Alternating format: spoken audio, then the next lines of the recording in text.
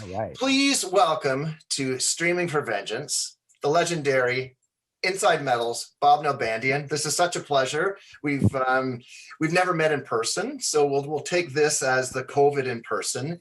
And the director, obviously, this is why you're here. The Bay Area Godfathers, which I was so smitten. Both of them are just such wonderful films.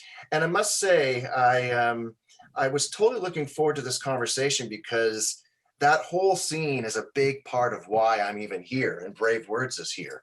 So for you to put a really like a fine microscope, especially the first one, which really dug deep in the weeds, I'm like, I learned a lot. And then you got into the second documentary where it was like, wow, this is where things went. Fascinating. So maybe we should start from the beginning, because I'm a big psychedelic fan, and the whole Haight Ashbury thing. Like, I'm a huge Jefferson Airplane fan, Left Sly and the Family Stone, Grateful Dead. So the roots of music came along before the whole thrash metal scene, obviously. Sure. We kind of get into that. And when you say both documentaries, it is just so people know there's a part one and part two to Bay Area Godfathers. And part one, as all the Inside Metal titles have the two parts, we kind of delve into the beginnings in part one. And the thing is, we didn't want to get too, into, we touch on, a Jefferson Airplane and that kind of thing, because that was really something that, I think Lars made the quote that it was something in the water of the Bay Area. It was just that freedom. And it started, or John Stranansky might have mentioned, started from the early 60s with that, kind of hippie freedom kind of thing. And that kind of led its way into why I think a lot of people in the Bay Area were a lot more open-minded when it came to music in particular, and when it came to, when thrash metal started. So that might have had something to do with this. So we do touch and we really get into, we could have gone into Montrose and Journey and all that. But we really got into the beginnings with Y&T, who were around since '74, because they were the band that really, kind of launched that metal movement in a way, because they were like, the early Yesterday and Today records were, like a metal band. They were the equivalent of Van Halen in Los Angeles, in the Bay Area. So, and they were the working class band that just played the clubs and, in the Bay Area and in Los Angeles. They would come down every month and play the Starwood or the Whiskey. And so, we kind of get into the mid 70s and, what progressed into, kind of more of a progressive era. You remember early Journey was very progressive before Steve Perry joined the band. And it was kind of that. And a lot of the bands that were starting, Anvil Chorus, and a lot of those early Bay Area bands were very progressive in their roots. And you listen to the early releases that Mike Varney did. We interviewed Mike Varney, and it's because he was a crucial part of that Bay Area scene. And, those old US metal records, they were very proggy and very guitar oriented. It wasn't, super heavy. I think that came a little bit later when Metallica came into the scene and that kind of stuff. So it's kind of interesting, the roots of it all. People just thought, oh, boom, thrash metal was born like this. But no, everyone progressed, from the 70s sound. And of course, in the 80s, when the new wave of British heavy metal came through, that was a huge, huge influence on not just the Bay Area, but I think, all the major cities in the United States on an underground level, so to speak. Right. Now, I must say, I'm a little bit jealous because the fans outside that region were listening or starting to find out about the Big Four and the whole Bay Area thrash scene, but you were actually living it. You were living it. Although I will say we had our own little scene with little known bands like Anvil and Razor and Exciter, some great, you know what I mean? At the time, they were all fucking these speed metal maniacs. But to live and breathe at that time, please describe those moments, because I'm just like, wow, just to be there with these guys, literally growing up with these guys. Right. Well, it's funny because we all were aware, even though there was no real communication except for writing letters back in those days, we were all aware of the scenes, the new wave of British heavy metal scenes. I had pen pals in England and Holland.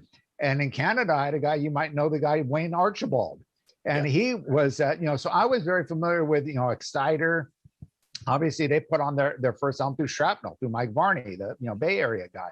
And of course, Anvil, I was very familiar with, and all those Canadian bands. So we were kind of all aware, and we were kind of like, oh man, they got a scene out in Canada. They got this. But yeah, in LA, I grew up in LA. We did have a really great scene because, as many people know, Metallica started in LA, and I saw their very first shows, which were pretty rough. It wasn't the Metallica of today, for sure. And of course, that was with Dave Mustaine and Ron McGovney. But back then, you don't realize that you're watching the beginning of this movement that's going to change the world. You're just thinking, these are friends of mine. These are a cool local band. I mean, we knew Lars. Me and my buddy Patrick Scott. We'd go to his a house in Newport Beach. His condo, when that's where he grew up, he grew up obviously in Denmark, but when he moved over to the States, he lived in Newport. And, we'd go out there and check out his record collection before he even really formed Metallica. So they were just buddies, and we just, we never thought anything of it. But, now that you look back at it, I go, God damn, we were in the right place at the right time. We were so lucky. But not just Armored Saint, but seeing the very first shows of, I never got to see Van Halen in the clubs, but the Motleys, the Guns N' Roses, the Rats and Steeler and Armored Saints first shows, and all those great shows that came through the country club, the national bands, and all that stuff. It was great. We saw Exciter when they came over with Merciful Fate, at the country club. So all those bands came through LA in the early '80s, and it was a pretty remarkable scene. Yeah.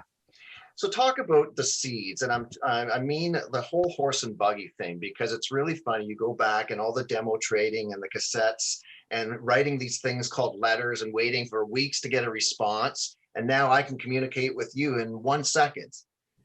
I can send you a song in 5 seconds. You know what I mean? It's really bizarre. So how special were those tape trading days? And do you have a copy of Metal Up Your Ass? I do. I have the copy. I don't know if I saw the original. I think I have the copy of the copy, because I got all my stuff got lost, and I would trade tapes and I would send out some of, the originals with Lars' handwriting and stuff. So wow. I do have it though somewhere, but or at least a copy of it.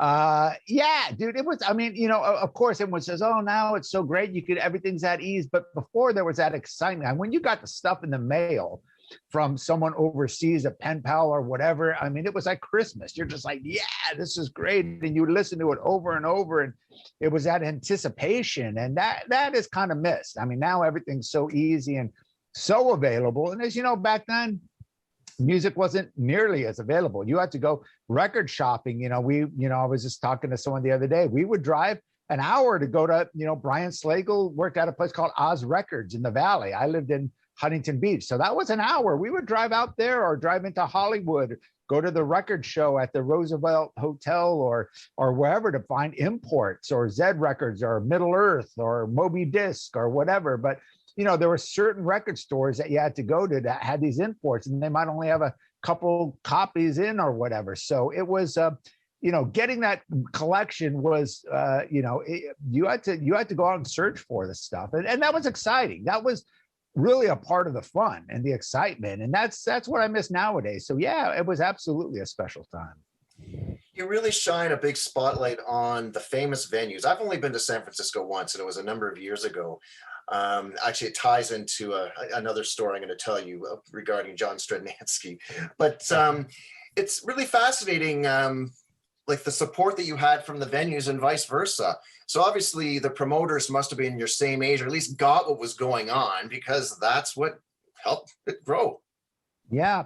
Well, I was fortunate. Like I said, I grew up in LA. I just recently moved out here, and I never really in the 80s had a chance to go see, Metallica at the Stone and this and that. I was very young, and it was quite expensive coming up to the Bay Area, even at that time, to get a hotel or a motel or whatever. But, I did go in the latter 90s, but the latter 80s, but, I had John Stradnansky, who grew up in the scene, as you know, he grew up in Monterey, which is just south of San Francisco. And of course, the guy from Reality Check TV, Danny Shipman, who was my co-producer and editor.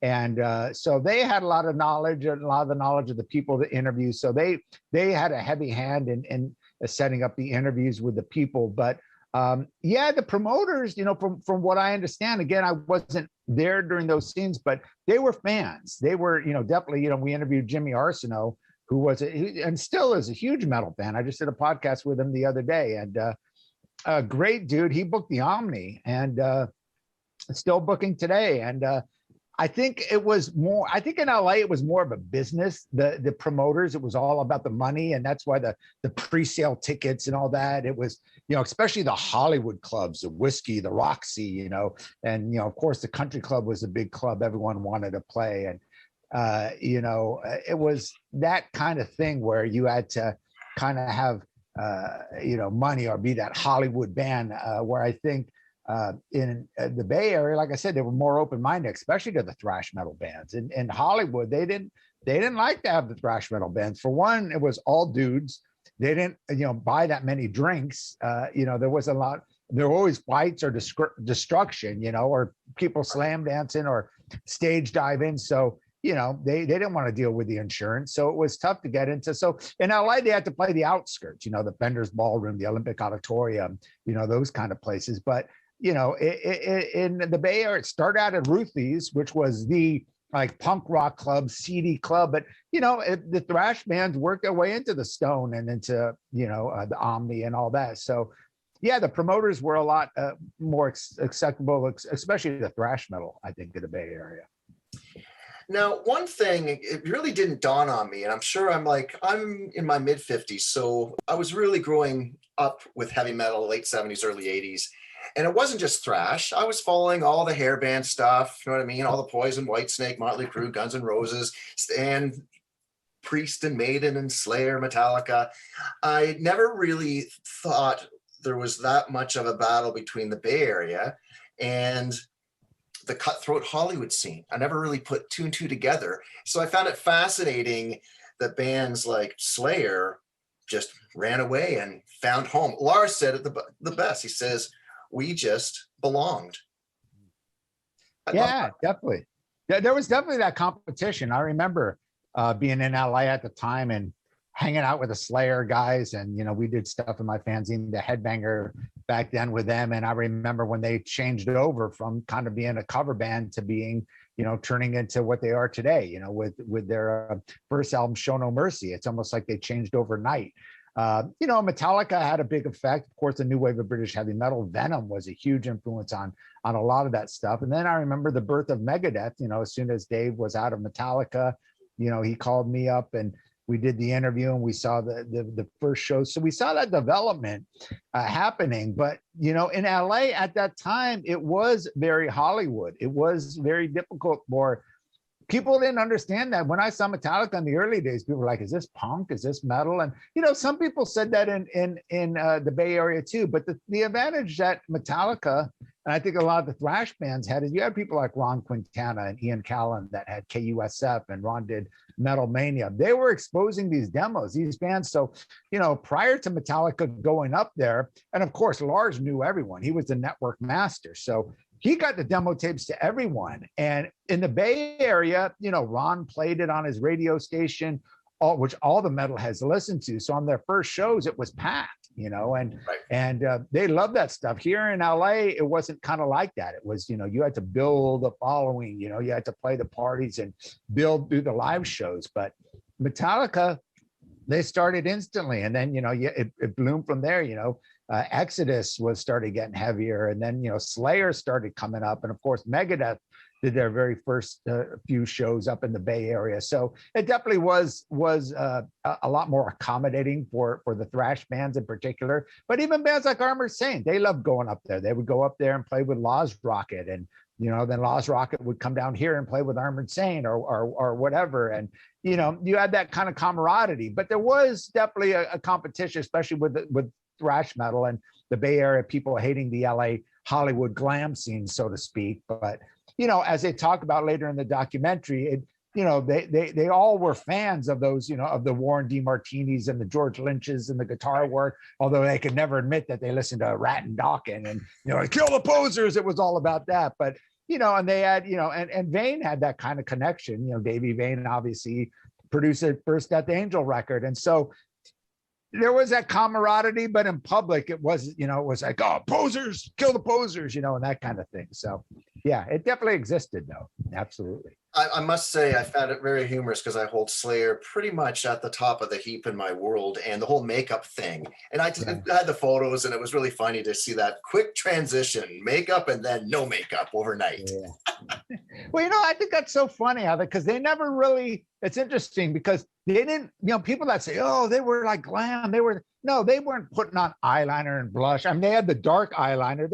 It was like King Diamond. No one gave King Diamond for putting up makeup, and he still has the makeup on today. No one gave him shit. But when Slayer did it, and it was really just the dark, it wasn't like they weren't looking pretty like Poison. They weren't dressing up like girls. They had the dark makeup, but still the Bay Area said, hey, no makeup. Makeup is makeup, I guess. But, again, like I said, when Merciful Fate came down, there wasn't a problem for King Diamond. So, but I always thought it was funny because it was like the evil dark makeup. It wasn't the pretty boy makeup. But yeah, they did get a lot of shit, and they just canned the makeup after the first couple shows in the Bay Area and said, we don't need this. But, like Stephen Craig, I talked to the old Slayer manager, which he came out of the woodwork, and I've known the guy for years, since he started with Slayer, and he hadn't really done any public interviews. And, he had said the same thing, but, in LA, that was what you had to do. You had to stand out. You had to be, and so they had the big show in LA. They had a lot of lights and different stuff. And, I think in San Francisco it was just more of a stripped down thing where it's just about the music.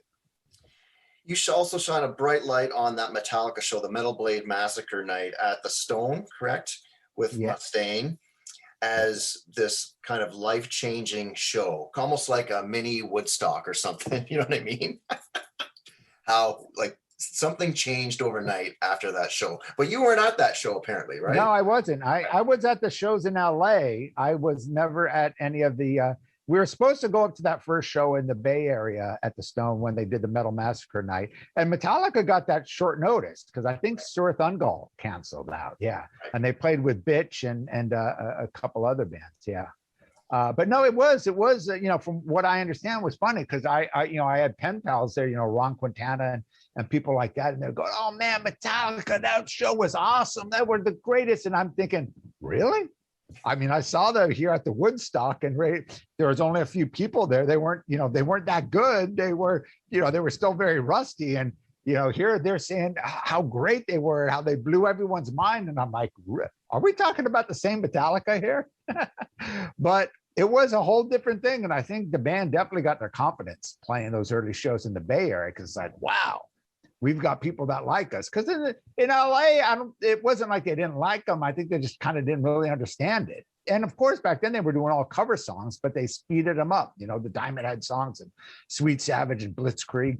But, here, it was kind of like, is this punk or whatever? I think in the Bay Area, as I said, everyone knew their demo. Everyone had their demo before they played that first show. So it was a big, big thing. And it was an eye opener to them too. I don't think they even realized, that they had a following up there as big as it was. So it was, that was the greatness of the underground scene, man. It really, the underground could, that's where Metallica got. If it wasn't for the underground, there would be no Metallica or Slayer or any of these kind of bands, So, people don't realize how crucial and how influential some of these underground, radio stations and fanzines and tape traders were to that scene.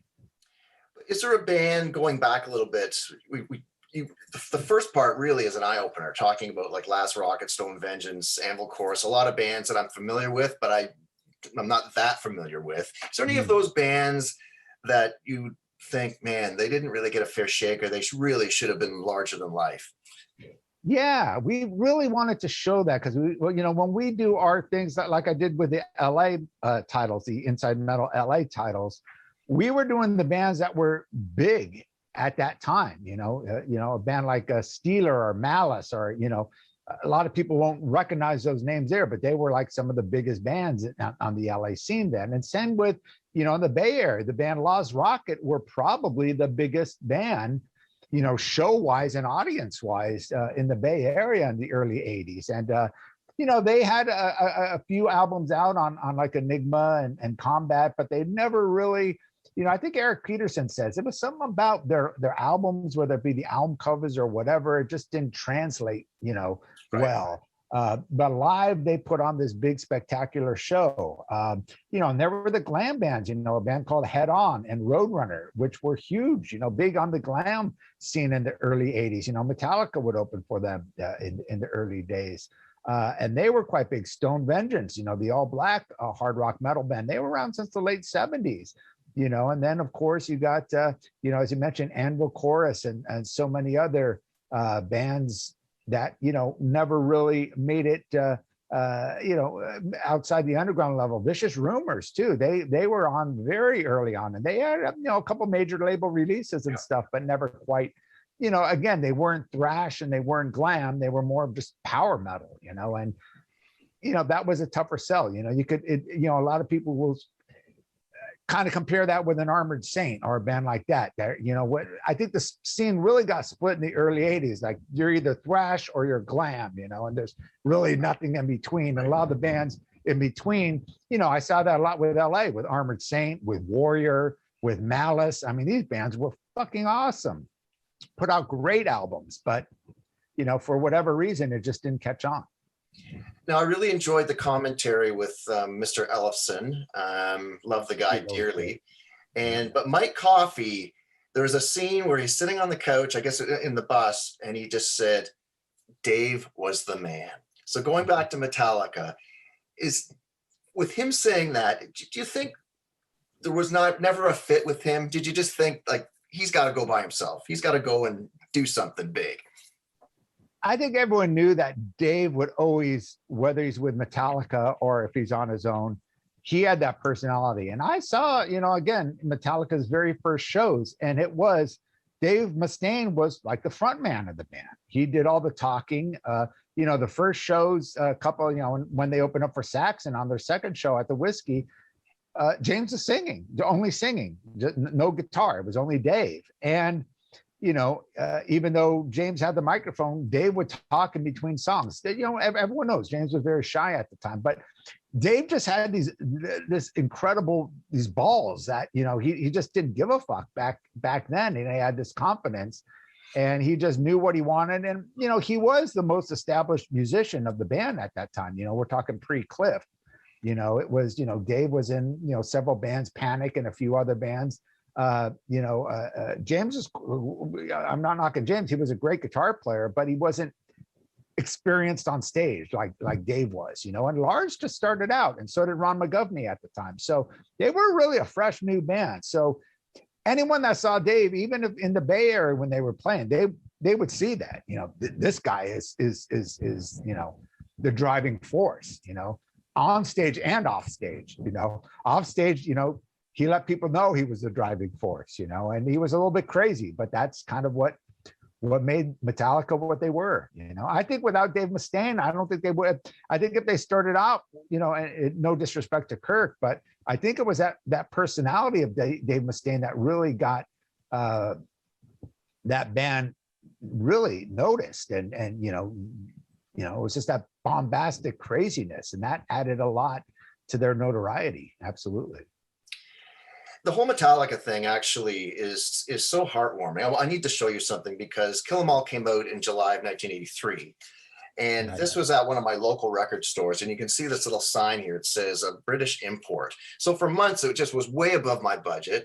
But on my 16th birthday, I had a Van Halen cake, and then that was given to me. I taped it, and I'm sitting alone in my high school halls listening to Kill 'Em All. And here we are in 2021, literally a band that everyone didn't hate, just didn't know and didn't care. And now they're the biggest band on the planet. I find, I don't know if pride, you know what I mean? Like everyone back then, you know what I mean, kind of grew up and never would think forever that they would be the biggest band on the planet. I never thought that. They never thought that. Nobody ever thought that. That's funny you mentioned that, because I was just talking to someone. It was out on Music for Nations about a month before, right? Yeah, exactly. Before it came out on Megaforce. Yeah, Music for Nations. That's who they originally signed with. Yeah, Martin Hooker. Yeah, I mean, it's a shock to everyone, and obviously it's a shock to them. All that I've said this before. Their goal was to be the American Motorhead. Because at that time, Motorhead were the kings. Not that they were this huge popular band, especially in the States, but they were huge in England, and that was a big thing because England, if you could make it in England with the new wave of British heavy metal, play Reading or Donington, that was all they were looking at is to do that, and and not just to be big Motorhead popularity wise, but to have that respect. Motor had that respect, and still to this day, Lemmy always had that respect of doing whatever he wanted to do, being in his own class, and that's all really Metallica were looking for. Their motto, was to be the heaviest, fastest U.S. metal band, and then Slayer took that moniker on, and I remember they used that in my old fanzine, and there was this big feud about who is the fastest and heaviest. And when Slayer came out, no way could they be faster than Metallica. No, and that was all it was about, to be the heaviest and fastest band in the U.S. That was it. No one thought we're going to be. I mean, if I told them that they were going to be as big as Bon Jovi, although Bon Jovi didn't exist back then, or as big as Van Halen, they would laugh. Fuck no, this is and they thought no way, and they'd almost be like pissed. What do you mean? We're nothing like Van Halen. We're in a class of our own. We're underground. That was the whole thing. They didn't want to be mainstream, so to speak. But yeah, it's weird how things work out. There was a couple of funny quotes. I don't know, with the Record Exchange, since I didn't grow up there, I really don't know the stores, but you had a lot of commentary from the people that ran these stores. Excuse me. Some people that didn't want Lars to go to New York City to see Johnny Z, to get that whole... Yeah, Bob Gamber tells a great story. He worked at the Record Exchange and the Record Vault. And of course, we interviewed Bill Burkhardt, who sadly passed away shortly after the interviews, and he's the one that owned the Record Exchange. They were hugely influential, and Bob Gamber was kind of working with Metallica as a roadie. He was like their roadie, and he helped them out from the beginning. Drove them places in his van and stuff. And yeah, he was surprised when Johnny Z, called them up. I think they wanted him to go out there. He's like, dude, I'm not going out to. That's a risk, man. You're taking a major risk going out to New York, signing with this guy you don't really know. But that's what you had to do back then. It was a risk. There were only a couple independent labels, as you know. There was Mike Varney, who apparently offered them a deal, but they wanted, I don't think he had enough money. Brian Slagle, who offered them a deal with Metal Blade, and all he could put up was like $5,000, because this was the beginning of Metal Blade. And Johnny Z had just started, and I think this was before Combat even, or maybe Important Green World. They were just starting to sign stuff, but there weren't that many options back then. Major labels aren't going to touch a band like Metallica back then. No way. I mean, it took them to sell 150,000 albums of Ride the Lightning on Music for Nations and Megaforce in the States before Elektra would take them on. It was that kind of thing. Oh, this band, they're at their peak. They're going to never sell any more than this, a thrash band. So their options were limited. So they had to just go for it if they had a record deal. There was a label, and damn, what was the name of the label? It was a punk label, Kenny something, that offered them a deal to do an EP. I think they were an Orange County punk label that they turned down. Kenny Kane or something like that. But that was like really the only offers they had. So it's just curious to know if I guess they must have signed with Music for Nations first, huh? Or did they sign with? That's a good question. I'd have to ask Johnny Z that. I don't remember if I asked them that, if they signed it and licensed it over to Europe, because I know, obviously Metallica had they were bigger in England than they were at the time here in the States. So I don't know if they signed directly to Music for Nations or if it was licensed or how that worked, but yeah, interesting. Someone will tell us. Yes. When they see this. Oh, I'm sure they will. No, this is fascinating. It really is. Couple more. Let's talk just why didn't Y&T really explode? It is pretty shocking. And Meniketti is just such a talent, so well spoken, a beautiful human being. I've never seen them perform live. They've only performed in Canada a couple of times. But really, you had the voice, you had the melody, you had Summertime Girls, but everything before that was just so beautifully powerful. They should have been massive. They should have been like Journey. Yeah, yeah. Well, I think you walk that fine line between being a hard rock metal band and being this commercialized kind of pop band. And of course, back then, MTV was pushing huge to go pop. They were pushing all the metal band, all the metal bands. You even look at the new wave of British heavy metal bands. The Raven and Tigers of Pantang and Diamond Head and all these bands, that were real heavy at first, and they kind of all wanted to break in America. Once they signed with the American labels, the American record companies, oh, you got to have this songwriter, this producer, you got to write more commercial pop songs, have this video director. And I think that's what happened to Y&T. And, back then you either kind of did what the record label wanted or you got dropped. I think with, Mean Streak, they were on the verge, and that was a great album, as well as Black Tiger, but it didn't sell.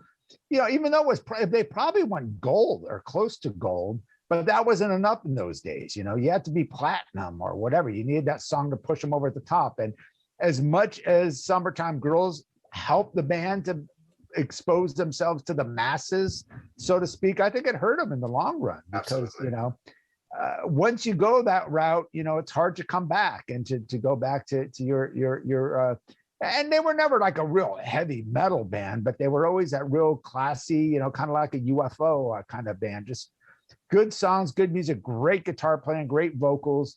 They were a great band, but I think, again, Summertime Girls was, even though it was a great decision at the time to take them over to the next level, I think it definitely hurt them in the long run. Couple more quickies for you, okay? You really focus on, and arguably Bonded by Blood is the greatest thrash debut. I think most people consider that the greatest thrash debut of all time. The whole Bailoff thing, obviously you didn't see Bailoff, but No Zetro, love that transition.